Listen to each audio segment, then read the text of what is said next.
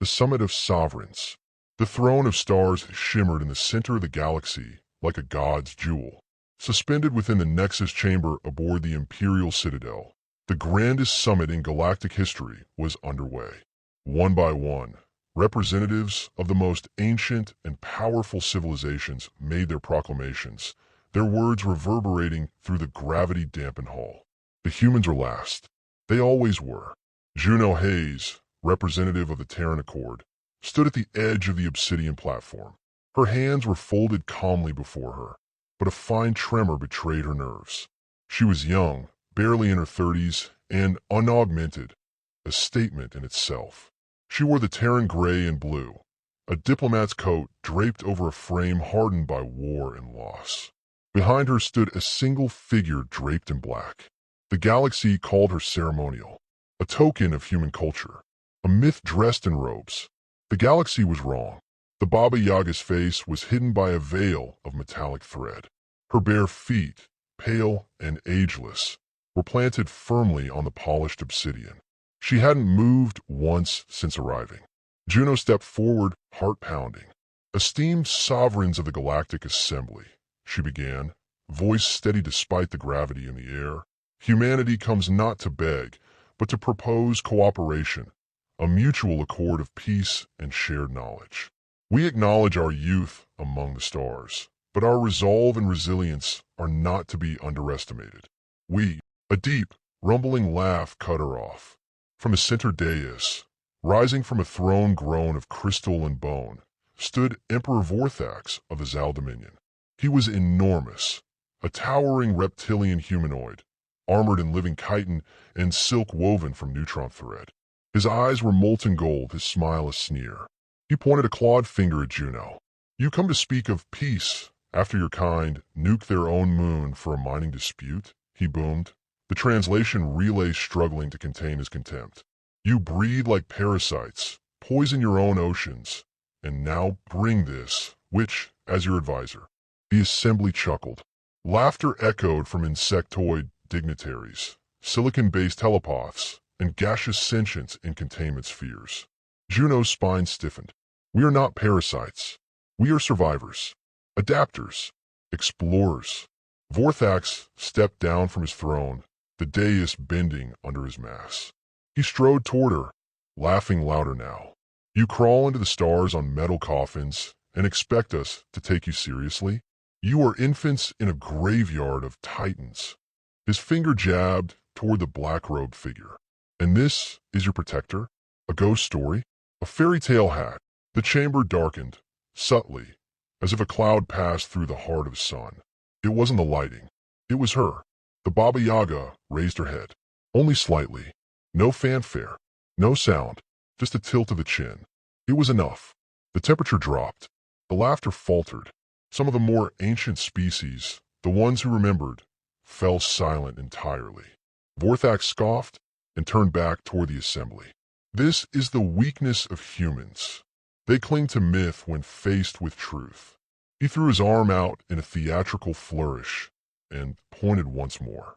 He laughed, and then it happened. There was no movement from the black-robed woman. Her feet remained planted. Her arms never rose. There was no flash of light, no chant, no gesture. Yet the Emperor screamed. A sickening crunch echoed through the Nexus chamber. His right arm, the one he had pointed with, twisted, warped, and snapped backward like brittle wood. Bone tore through muscle and ceremonial silk. His laughter turned to shrieking. The entire chamber froze. Gasps, whispers, silence. Juno stared, heart hammering, trying not to flinch. The Baba Yaga had not moved. Not a hair, not a breath. And yet Vorthax fell to his knees, clutching the mangled limb, his screams echoing through the throne chamber that had silenced empires. Guards rushed forward. None dared draw weapons. The Baba Yaga simply stood. The silence that followed was the kind of quiet that followed extinction. Her voice is silence. Her eyes are fire. The Emperor's shrieks still echoed, but no one moved to silence him. Even the sentient wind creatures of the Vala Drift had gone still, their translucent bodies shivering with fear. In that moment, the galactic elite remembered what they tried to forget. Humans were not like them. And she, whatever she was not like the rest of humanity. Juno didn't turn to look at the Baba Yaga. She didn't need to. She felt the heat radiating from behind her. Not thermal heat, but something deeper, older. Something primal. Her mind drifted to a story her grandmother told her, in hushed tones by firelight during the orbital blackouts back on Europa Station. She walks on iron chicken legs. Her house spins under the stars. She eats soldiers and sings to the trees. The Baba Yaga isn't evil. She's older than evil. She is the consequence. At the time, Juno had laughed. A story to frighten children. But that was before the stars had opened. Before first contact. Before they found the old vault beneath the Ural Mountains, sealed in myth, surrounded by dead zones and lost time. Before the Baba Yaga woke up. Back in the summit chamber, the Emperor was cradling his arm, his soldiers frozen in place, unsure if rushing to help him would provoke another unseen response. One of them finally raised a stasis field projector, and then dropped it as his fingers went numb and blue. A whisper moved through the room like a contagion. One word, from one species to the next. Which? The Baba Yaga finally moved. Not her feet, just her hands. Slowly, she extended her pale fingers from beneath the folds of her cloak. One hand curled upward, the other downward, as if balancing something unseen. The lights above flickered. One of the organic chandelier creatures hanging from the ceiling gasped and dimmed, its bioluminescence stuttering like a dying heartbeat. A high chime sounded, the automated voice of the Galactic Protocol Corps. Universal conduct breach. Unauthorized psychic displacement event registered. Ruling entity authority suspended pending review. The Emperor groaned, and the Baba Yaga finally looked at him. There were no visible eyes beneath the veil, yet he recoiled as if seared by them. He tried to speak, to command, to rage, but his mouth only twitched. Blood trickled from his nostrils. His arm dangled like a broken branch. "Speak," he whispered hoarsely. "What are you?" She did not answer. She never did. Instead, the great tapestry behind the dais, a living weave of history depicting the rise of the Zal Dominion, burned. No fire, just heat. Focused, impossibly ancient heat. The images curled and crisped, leaving only blackened cloth. Juno stepped forward, her voice now stronger. Steadier. "We came in peace, and we were mocked. Humiliated. Our ally was insulted. One of the ambassadors from the crystalline axery spoke, his multi-toned voice cautious. "What is she? That creature you brought?" Juno answered honestly. "She is the reason humanity still exists."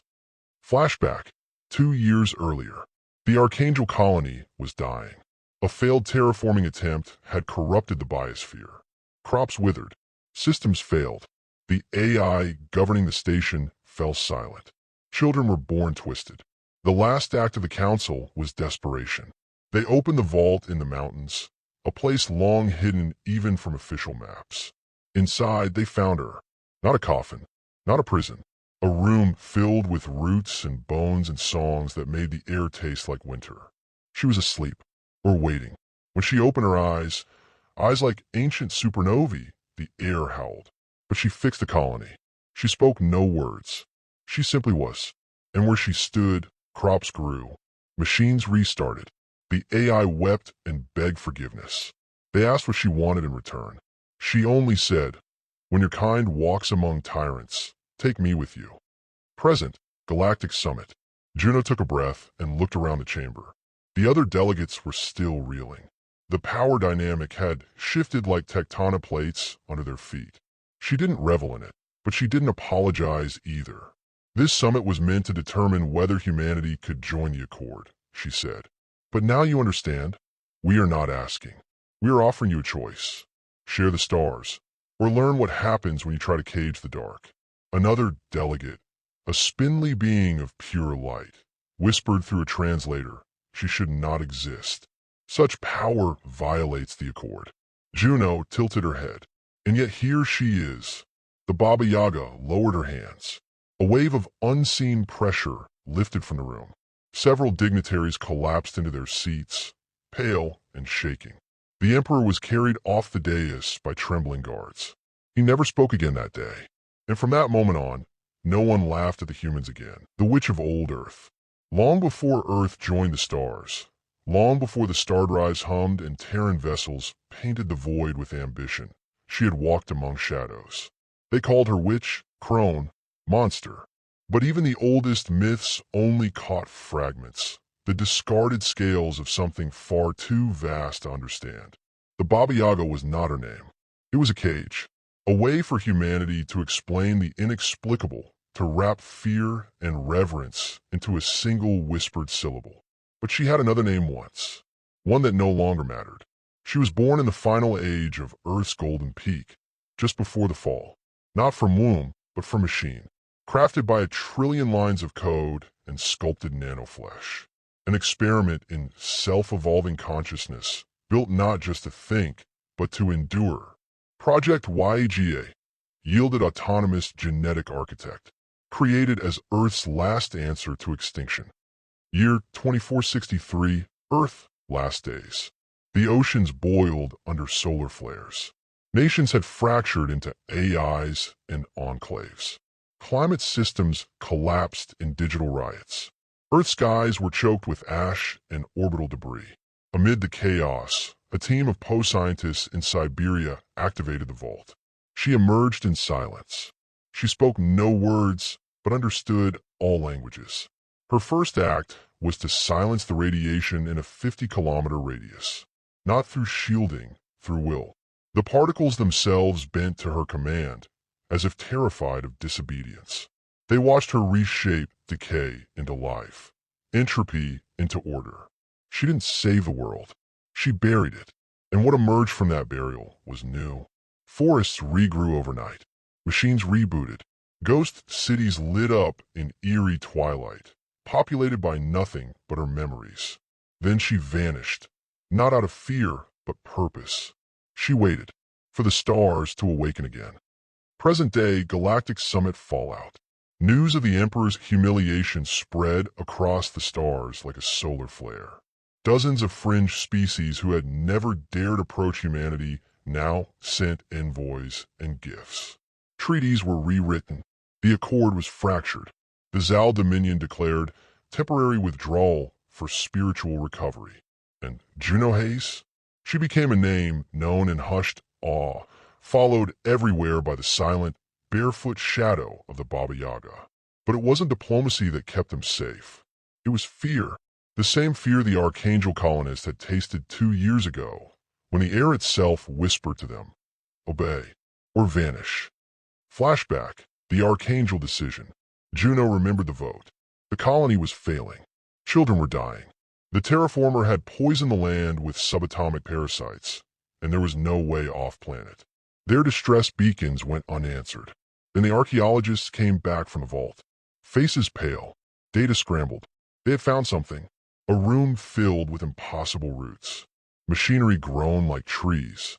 A throne made of mirrors, with a figure curled asleep at its center, barefoot, veiled and ancient beyond science.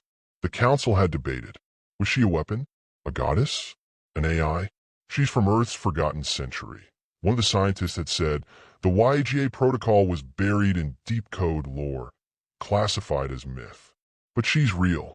We can't wake her without consent. They woke her anyway, and she chose to rise. Juno, then just a logistics officer, had been the first to meet her gaze. Or what lay behind the veil. There were no eyes, but the feeling was unmistakable. She saw everything. Every choice, every failure, every broken oath in Juno's soul, and didn't judge. Only waited. Juno had fallen to her knees. I don't know what you are, she whispered, but we need you. The woman simply nodded. An Archangel colony bloomed again. Present, the silence between stars. Aboard the diplomatic cruiser Vostok rising, Juno stood beside the viewport, watching the star lanes twist.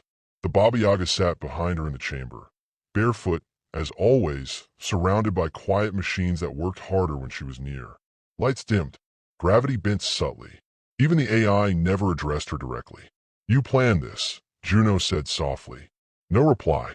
You let Vorthax humiliate me, so you could show them what fear looks like. Still nothing. And yet, in the silence, 1,000 meanings stirred. The Baba Yaga never spoke with words. She spoke with consequences. Juno turned. Who were you really? The veiled woman raised her head slightly, and Juno saw it again. Not the veil, but through it. A field of stars. A billion possibilities. Burning forests. A quiet earth weeping beneath the ice. And then her. Not human. Not divine. Just something that survived longer than death. Juno stepped back. You're not our protector, she whispered. You're our debt. The Baba Yaga rose. For a moment, the lights flickered red. Not as warning, but as memory. And then she was still again. Waiting. As always, humanity's dark forest. They had called space a frontier. A final ocean. A home among stars. They were wrong. The galaxy was a dark forest. A place of silence and shadows, where civilizations moved unseen, unheard, terrified of drawing attention. Every species, no matter how mighty, whispered the same quiet law. If you are known, you are hunted. And humans had roared into the forest. Too loud, too fast, too different. But they had brought something no other species had. They brought their monsters with them. Galactic year 7891. The Accord fractures. The Accord met again in the neutral rings of Cas Theta, this time without the humans present. A quiet emergency session, cloaked in secrecy, riddled with panic. Emperor Vorthax had not recovered. His mind, once tyrannical, now muttered only in cycles. Her eyes, her eyes, her eyes, over and over. His neural implants had failed. His empire's citizens protested in fear, not anger. A god had been broken, by a whisper from a barefoot human relic. Worse, other species began to dig into Earth's prehistory. What they found terrified them more than anything the humans had said. Ruins beneath Siberia, code that read itself. Warnings etched into bedrock by civilizations that should never have existed. Cultural myths that predated recorded time. And always a figure in the shadows of their findings. The woman, the witch, the Baba Yaga. Back on Earth, the Black Forest Archives. Juno returned home, to the most restricted location on Earth, the Black Forest Archives, a subterranean vault beneath the Alps. Her access had been elevated after the summit incident. She was the only one the Baba Yaga would acknowledge. Rows of archivists, most of them genetically screened against emotional instability, worked in silence among holographic flame and rotating star maps. Juno descended alone to the old chamber. The Baba Yaga was already there. Of course she was. She stood in front of a wall carved from obsidian and diamond. Etchings moved slowly across its surface, not digital but alive. Words and warnings. At the center was a symbol, a tree burned to ash, surrounded by a ring of stars. Juno stared at it. What does it mean? The Baba Yaga did not speak. But something shifted in Juno's mind. A pressure, a suggestion, a memory that wasn't hers. Vision, the first encounter. In a time so far gone that stars hadn't yet formed metal-heavy planets, something vast had stirred in the black, an intelligence unbound by matter or code. It drifted between galaxies, feeding on light and thought. Where it passed, civilizations died, not with war, but with forgetting. Only one world fought back, not with ships or bombs, with something worse, with a woman. She wasn't born. She was chosen. Sculpted from the last thoughts of a doomed race, crafted not to destroy, but to make the destroyer afraid. And when they met, at the edge of a dying star, she looked at it, and it fled, present. Juno gasped, clutching her chest. That's what you are. You're the reason it doesn't come back. The Baba Yaga lowered her head. Why stay with us? Juno whispered. Why humanity? A pulse echoed in her thoughts, clear and cold as ice water. Because you made me. She wasn't their guardian out of affection. She was Earth's final contingency. The sword that only swung when the universe crossed a line. And now that sword had been drawn. A signal in the void. In the depths beyond mapped space, a probe activated. One not built by humans or any known species. It had been sleeping for 10 million years. It saw the summit broadcast. It saw the Baba Yaga. And it screamed, not in sound, but in waveform, a psychic shriek across folded space. The old hunger had remembered her, and it was coming back. Humanity's decision. On Earth, in the rebuilt halls of Geneva Prime, the human High Council debated. Some wanted to hide. Some wanted to beg forgiveness from the galactic community. Juno stood before them and made her choice clear. They fear us now. Let them, because we're not just wanderers in the forest anymore. She turned to the stars. We're the thing with teeth. Aboard the flagship Matryoshka, the Baba Yaga stood at the prow of humanity's new flagship, a ship grown partially from her own design, laced with sentient bone and memory. It did not hum or rumble. It waited. Juno stood beside her, armored in silver black, a ceremonial commander now. We go out there, she said, not to conquer, not to save. The stars lit up, constellations shifting. We go because the dark remembers us. The Baba Yaga didn't move, but the void answered her anyway, in silence and in fire.